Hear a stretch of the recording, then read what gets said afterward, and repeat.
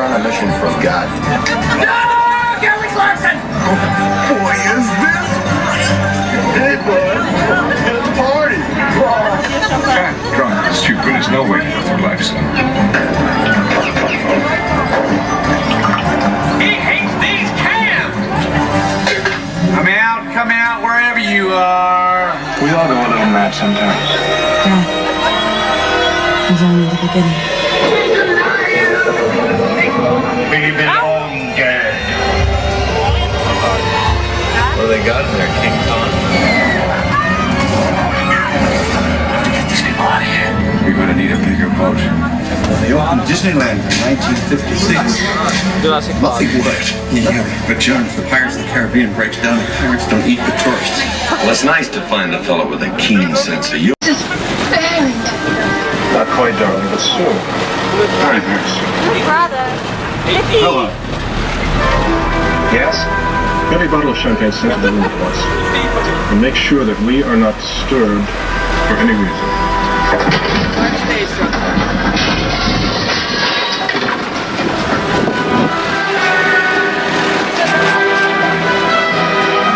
Okay, so maybe this wasn't made back in the 1950s, but it was made right here in our front lot inside Soundstage 20.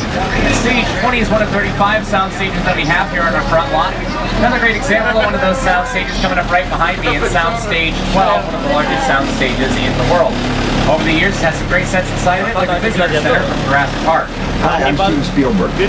And it's hard to believe that over 20 years ago, I shot the first Jurassic Park film right here on the Universal lot at Soundstage 12. We built the entire Visitor Center inside that building, and even the massive dinosaur atrium.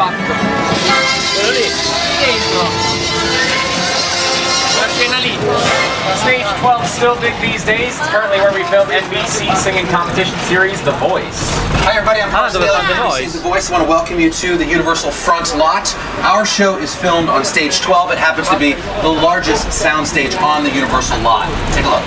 Here we are taking a look at the Universal Front Lot. Off to the left-hand side of the track, we see Stage 25, currently home to CBS's CSI, Crime Scene Investigation.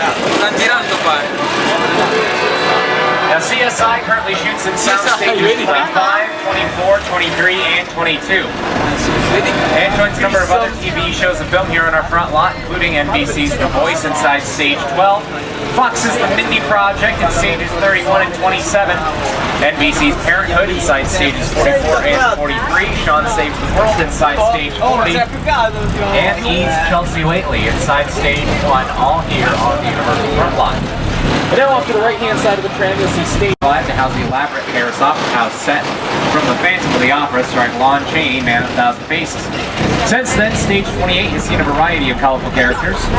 Characters like the Phantom of the Opera, the Bride of Frankenstein, Mother from Psycho, a Big Bad Mama T-Rex from the Lost World Jurassic Park, and the Grinch. And now off to the left-hand side of the tram, you'll see Stage 27, which is where we built Mission Control for Ron Howard's Apollo 13. Speaking of Ron Howard, you probably know him as a famous movie director. It's kind of what he's known for nowadays.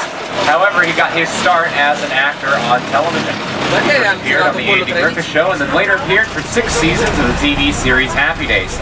Television is a huge part of what we do here at Universal, and over the years we've been bringing some of the biggest shows to the small screen.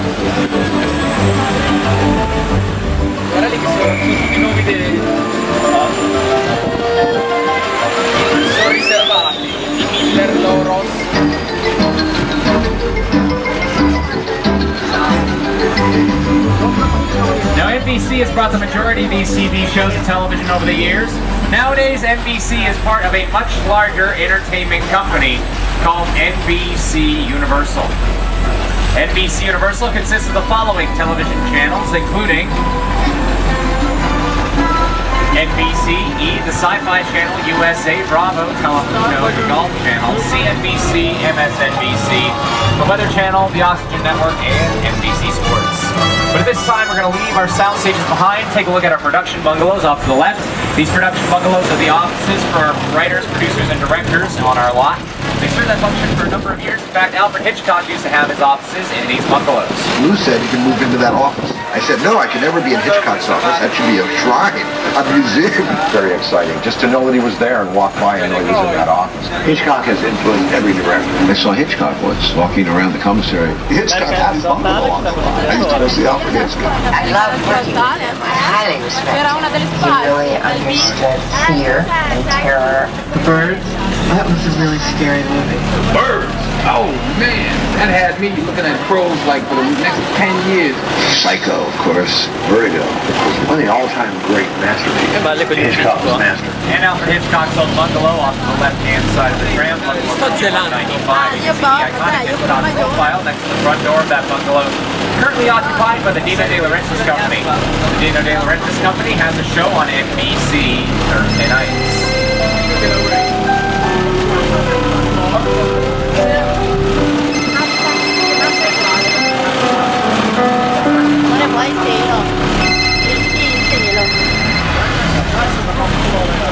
Now this point, ladies and gentlemen, we depart our front lot and take a trip into our back lot where you can say that the world is just around the corner.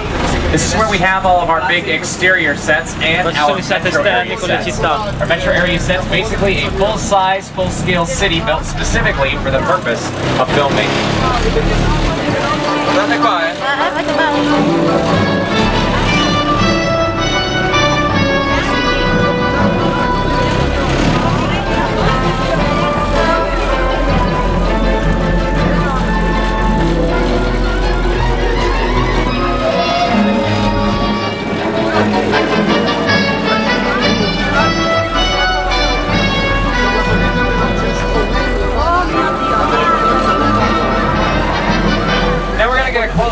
Look at our metro area sets here in just a few moments.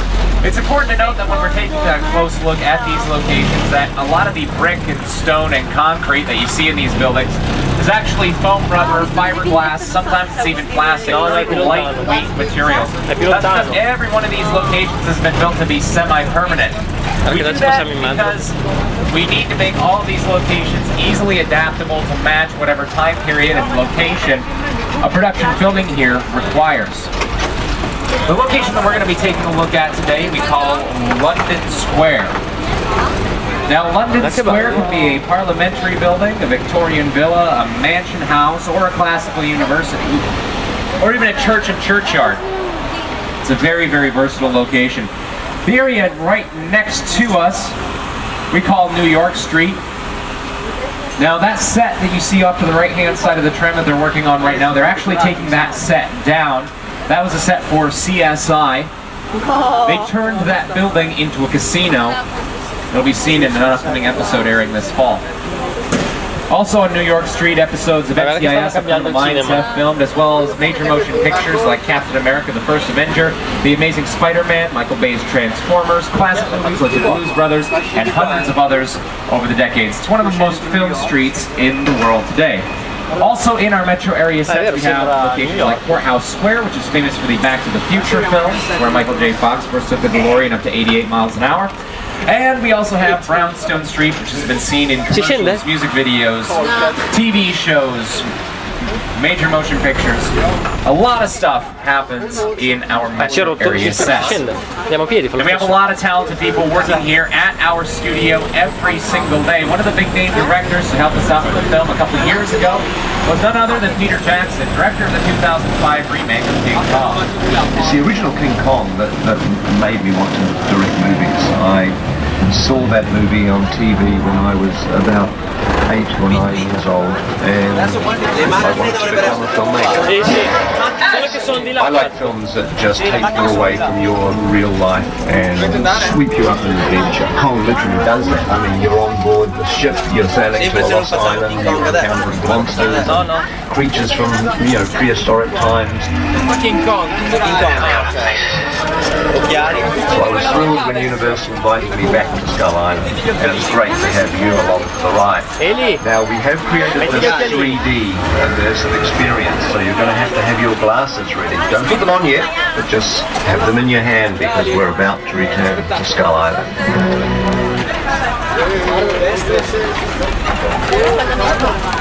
Non so se si capisce come no, secondo me no. Perché dappertutto. He's everywhere. And now, ladies and gentlemen, welcome to Skull Island.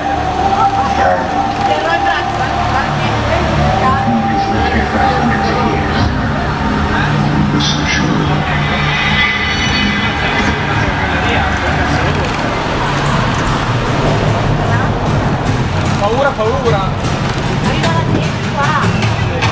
Ti ammazzano.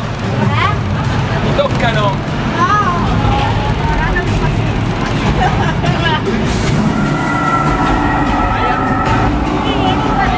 Okay, glasses on everybody. Occhiali. Skull Island. Occhiali. Guarda che storia. Fatto poco bene. Merda.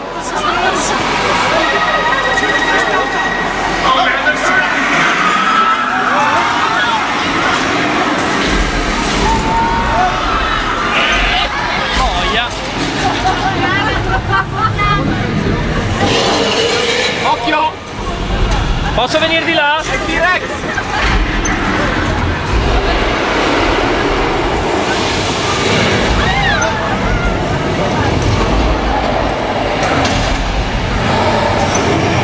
Boia. Oh! Vuole passare il tema?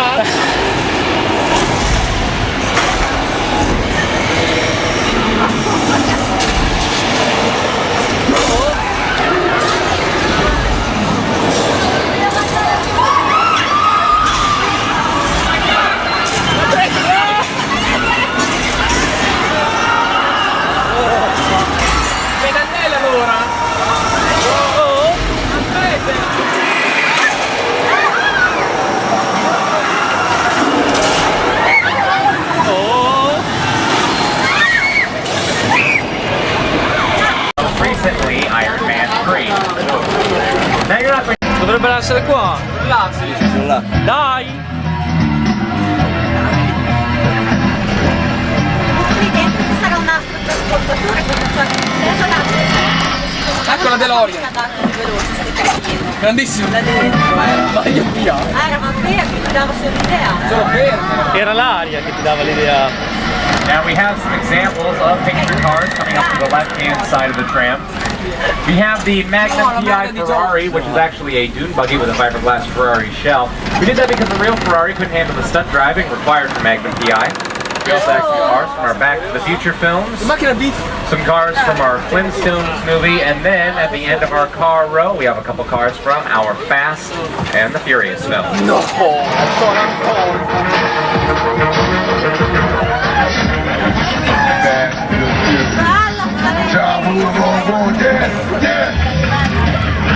Fast and Furious.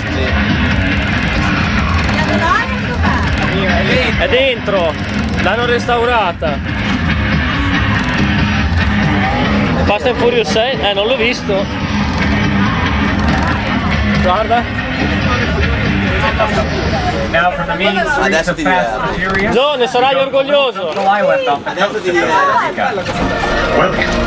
Ah no, dopo. Ah, dopo la fa. Set pieces of picture cars that you're about to see in our Jurassic Park area. We're seen in the Lost World, Jurassic Park, and Jurassic Park 3.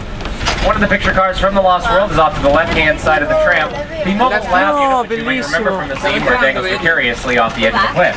Since then, it's lifted off that cliff, brought here to our back lot, and here it is off to the left. We also have some examples of some of the dinosaurs we used in those films, and a cage up where are the dinosaurs. I was told that there'd be dinosaurs here today, ladies and gentlemen. I can tell you things here in the studio to where they can train. No, wait, they're in the trees! They're in the trees! Adesso salta fuori. Lì. Qua. Ma che spudazzatore! This goes to show you never can be too sure who or what you might see here. Ma cava! Another place for L'Explorer! clouds in the sky at the moment, so I need to turn things over to America's favorite weatherman, Al Roker, to give us a forecast for the rest of today's tour. Hi everybody, here's today's forecast for the Universal Backlot. It's going to be sunny and dry in 6 Points, Texas.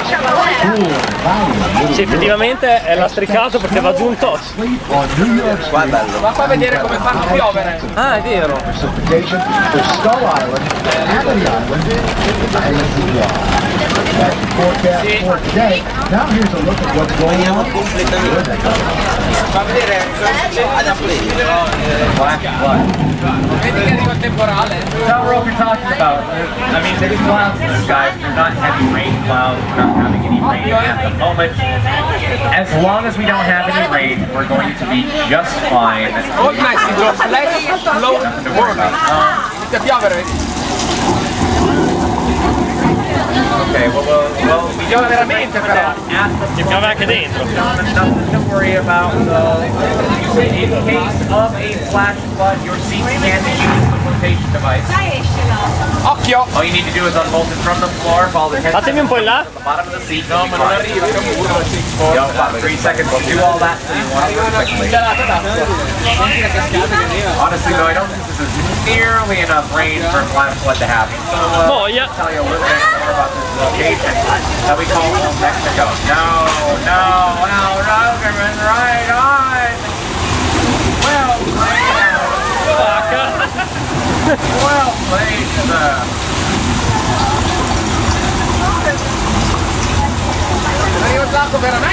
Now that affects the result of thousands of gallons of water being released from a holding tank at the top of the hill.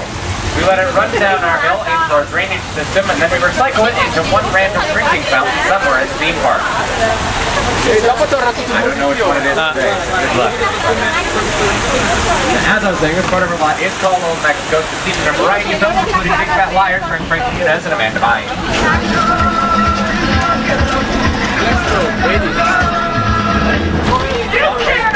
Che figata.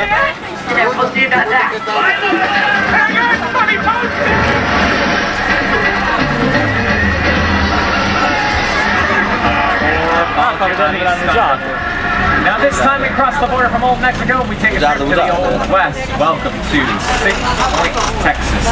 6 Points that are on the western set, Denver Street, are among two of the oldest locations that we have here on our backlot. Back during the silent film era, they could film up to 200 films a year on this one location. Nowadays, though, a very different kind of cowboy can be seen moseying down Main Street, Six Flags. Quello con DiCaprio. Quello con Kim Basinger anche. Non mi ricordo. Grazie, quello con This DiCaprio. town ain't big enough for the both of us, Jimmy Fallon. Well, I ain't going anywhere, Jimmy Fallon.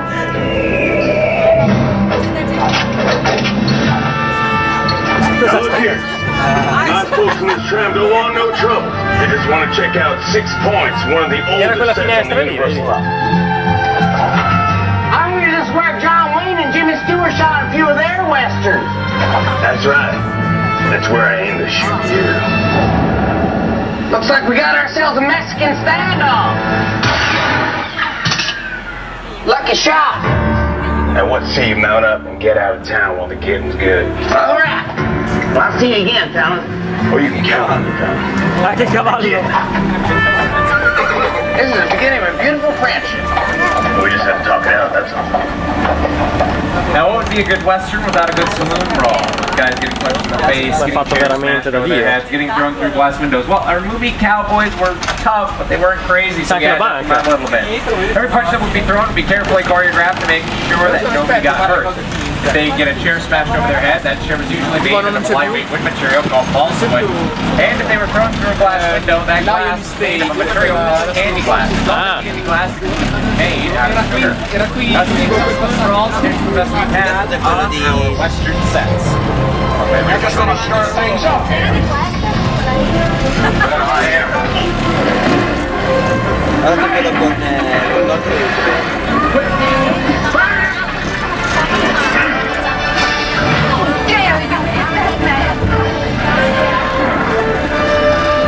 Quelle cose vuol dire che le usano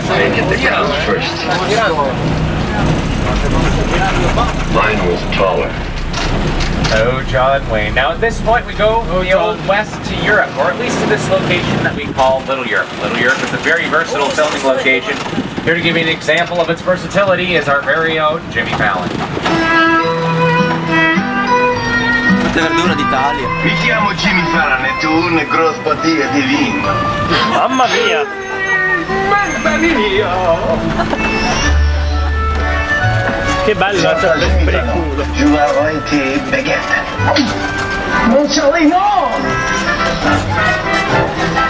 Hallo, ich bin Jimmy Fallon. Ganz Schnitzen. Ich glaub, they skip auf me.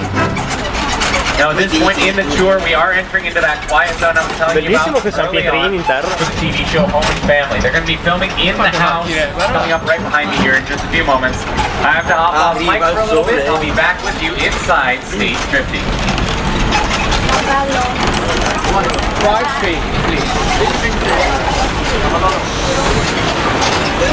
Sono biscuit, vengo nel film.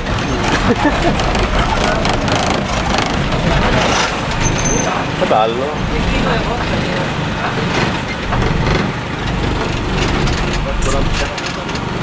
La vestita Lane adesso. Home and Family.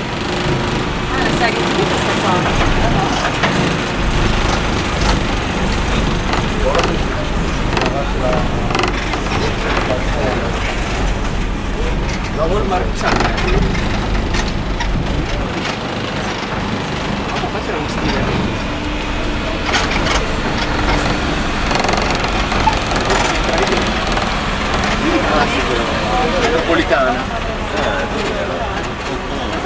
Se si bagna? No. Tantissimo. Sì. Quello c'è. Oh, è la serie B. The guy behind his arms. That's with the FBI? Yeah, we're here about the people remains. That's him. Right over there. You alright? That was a clip from Fox's TV series Bones, and it was filmed here inside Stage 50.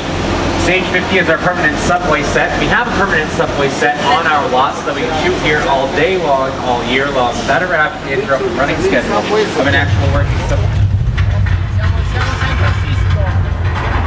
Don't worry about that, ladies and gentlemen. Minor tremor to get those here to Southern California.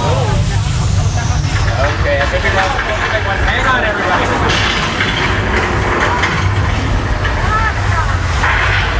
Oh, guarda che hai voglia.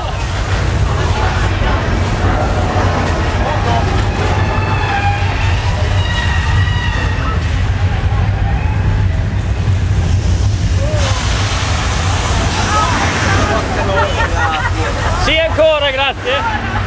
C'è che è un frat bestia.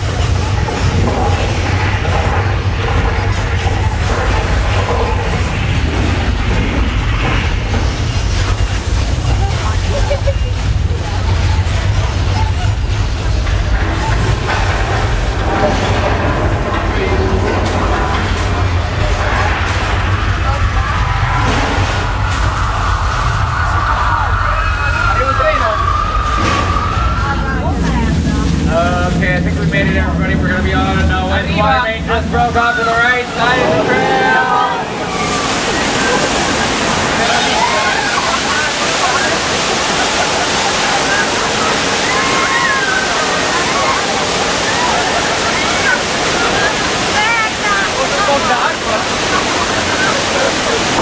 Oh, yeah. Hey everybody, you survived Earthquake, the big one. Here's the event you just saw inside Earthquake as seen in that same episode of Fox's Boat.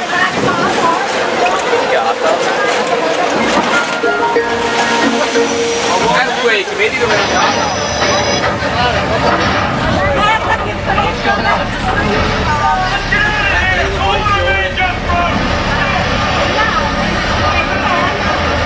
Ma che senso, ragazzi?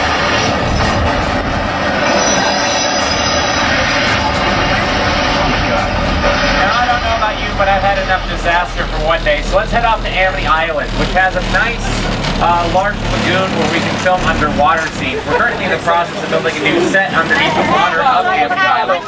It's located close to where the police boat is, off to the right-hand side of the tram. You can't really see that set because it is completely submerged. Like we may see the outside working on this location. You can see a diver out there at the moment. And shark. Not sure why we have a shark, but don't worry about this diver. Here at Universal, safety is our #1 priority. He's probably got a shark-proof cage. He's probably perfectly aware that this is going on. He's gonna be fine, ladies and gentlemen. He's gonna be just fine. I have full confidence that he's gonna be okay. Well, he had a lot of guts to be out there, ladies and gentlemen, and there they are. Alright, we're gonna just pull behind the safety dock. As long as we're behind the dock, we're gonna be fine. We just need to... Not sure why that's happening, but we're gonna be alright, ladies and gentlemen. Okay. Alright, this is getting real. This is getting real. I think the fires actually should scare the shark away. He's back by the police boat. We got him on the run, ladies and gentlemen. We're gonna be okay. Arriva!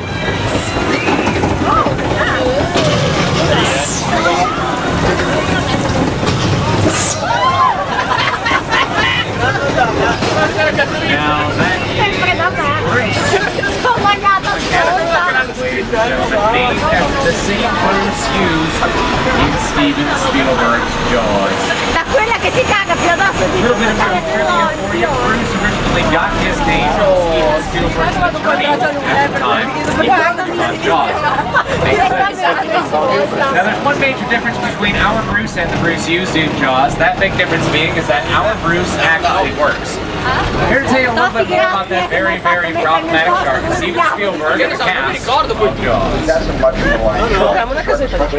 Didn't really work all the time. It didn't work hardly at all. Wherever you were on the island, you would hear the radio police. They were always saying, shark is not working. We just waited around. The shark was working. Ah no, io non ho tempo adesso. Comunque si vede che è finto in una maniera impressionante. Ma negli anni 70 quando l'hanno fatto faceva una paura bestia. No, bellissima la foto. Yes, the big reason why that shark didn't work so well is that it was engineered to operate in a controlled environment here on the Universal front lot. However, some plans changed and Steven Spielberg ended up filming the majority of the shark scenes on the Atlantic Ocean. And the ocean currents proved to be too much for the mechanical shark to handle, but it worked just well enough to give Steven Spielberg one of the biggest hits of all time. So nobody's complaining all that much. Not anymore anyway. Now off to the left-hand side of the tram, you'll see the entrance to Wisteria Lane, former entriamo a Wisteria Lane. As I mentioned, students from the New York Film Academy currently filming on Wisteria Lane today, so we're going to leave them to their work. This clip that I'm playing right now is to give you an example of what Wisteria Lane looks like, just in case you haven't seen an episode of Desperate Housewives. Cioè fammi capire, ci passiamo solo così. Ma no, sarà più avanti. Ah, ok. Now, Wisteria Lane is a great example of a nice little suburbanite neighborhood. Sometimes, though, our filmmakers need to get a little more imaginative, a little more fantastic with the sets that they create, which is exactly the challenge that Ron Howard and his cast and crew faced when they made How the Grinch Stole Christmas. It's challenging because logistically challenging. We had 11 stages occupied at one time on the Universal lot. One of them was just for putting Who's into their makeup every day. And so I felt like it was one of those extravaganzas from the 30s or 40s. Sets that were inspired by Dr. Seuss, brought to life, made functional enough that, you know, we could shoot on them, actors could climb on them, people could get clips off them. It makes me so proud that it's become this kind of evergreen, and that every Christmas rolls around. We have some of the sets from How the Grinch Stole Christmas still standing here, coming up to the right-hand side of the tram. These buildings are made largely out of styrofoam. We use styrofoam for sets like these because it's easy to cut and be mold into all the weird lines and contours you might expect to see in a Dr. Seuss book. These cars in front of the Whoville houses are drivable. They're modified golf carts with fiberglass shells. Now the Who's, they had a pretty nasty neighbor in the Grinch, I think you'll agree. Nowadays, though, their situation hasn't improved much as they share an address with one of the most infamous locations in Hollywood today. Sightseeing, Psycho House, and Bates Motel, Sank throughout Hitchcock's 1960 thriller, Psycho.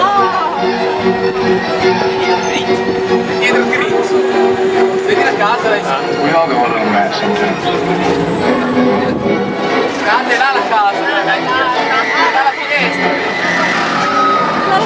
Now the Bates Motel, not a place you want to spend a whole lot of time, or you might not make it out alive, so we're going to speed on up towards the Psycho.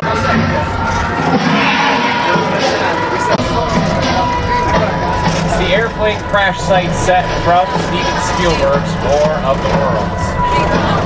Now this is real set 47 that we brought here to the backlot and destroyed specifically for the film War of the Worlds. Now this set required a lot of time, a lot of effort, and a lot of money to put together, but it was only seen on film for a few minutes. I think you'll agree though that audiences got the most bang for their buck.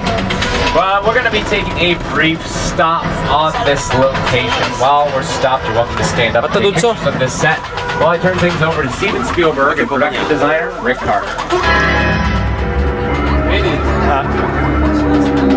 The airplane crash site set is a perfect example of a set that is all designed around a vision.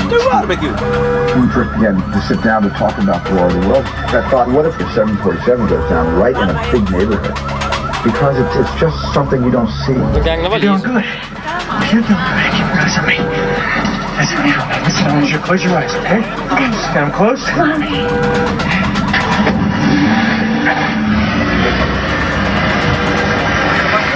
Robbie, get in. Get in. As Robbie gets in and speeds away, we will as well, so if you can please take your seats, we'll continue with the tour. Thank you. Now we've had some problems with this set in the past, particularly the tail section of the airplane off to the left-hand side. That tail section used to have all the markings that you might expect to see on a working commercial jetliner printed on it. However, we had to remove those markings when one day a pilot was flying over top Universal Studios. They looked down and they thought they identified the markings on the tail section. So they called it into their air traffic control and told them that an airplane had just gone down in the back of our studio. You can imagine what happened next when all of our security university personnel showed up to our lot just to see our airplane crash site set. Since then, we removed the markings. Apparently, that solved the problem. I know if I were a pilot, I'd probably still get the two confused. That's on the tour guide, though. So I can show you locations like this big blue backdrop behind the log cabin that we call Falls Lake. Below, there's a large concrete basin that we can fill up with water if we need an ocean set, or sand if we need a desert. Then all we need to do is digitally animate clouds on that backdrop, and we've got our location. In the last couple of years, movies like Disney's Pirates of the Caribbean on Stranger Tides, Inception, starring Leonardo DiCaprio, Hangover 3, and Pacific Rim all filmed some scenes out of Falls Lake. Now, at this point in the tour, a lot of CGI goes on when we produce something out at Falls Lake. We use a lot of CGI in our films as well, especially our Mummy series of films directed by Stephen Sommers, starring Brendan Fraser. Now, we have a physical set from The Mummy coming up ahead of us here in just a few moments. And a lot of people believe this set to be cursed. It all goes back to the very foundation of our studio back in 1912. People believe that the land that this set was built on was somehow haunted. Well, ever since we built an Egyptian tomb set on top of this location, you can imagine how the superstition has grown over the decades. It's a pretty spectacular set, though. It's one that you gotta see if you come here to our lot. So let's go on inside, take a look around. Wait a second, what's this off to the right? No! Don't scare me, don't! I hate scared beetles. Weren't they the best? Hey, before we go, years old. It's called Tramtastic. We had a real good time together. Now the ride is done. We saw some crazy cool stuff, and we had a lot of fun. This tram has made its final stop, but don't be sad and blue, 'cause there's still one more thing that I'd like to say to you. Have a tramtastic day. Have a tramtastic night. Watch your step as you exit the tram, and everything will be alright. Ladies and gentlemen, thank you so much for taking today's tour. If you're an annual pass holder, we'll be seeing you again real soon. If you're not an annual pass holder and you'd like to be, head on over to the Universal Trading Company to see how you can upgrade today's pass to an annual pass so you can join us all year long. Let's give one big final round of applause to our driver, Bill, for getting us through the danger of the Universal Studio Tour. My name is Will. I've been your guide today. If you've got any questions about anything that you've seen on today's tour, I'll be standing off to the side of the tram once we disembark. Other than that, I hope you have a great rest of your day here at Universal Studios Hollywood, the entertainment capital of LA. Have a great adventure today, ladies and gentlemen. See you later. Bye-bye. Cosa ci manca con i Fast and Furious? È saltato il carico, anche Whisky Lane ha detto che ce la fa. Ce l'ho a casa se lo vuoi vedere. Watch your step as you exit the tram. Everything will be alright. Yeah! Thank you for coming to the Universal Tour, everybody. Get home safe.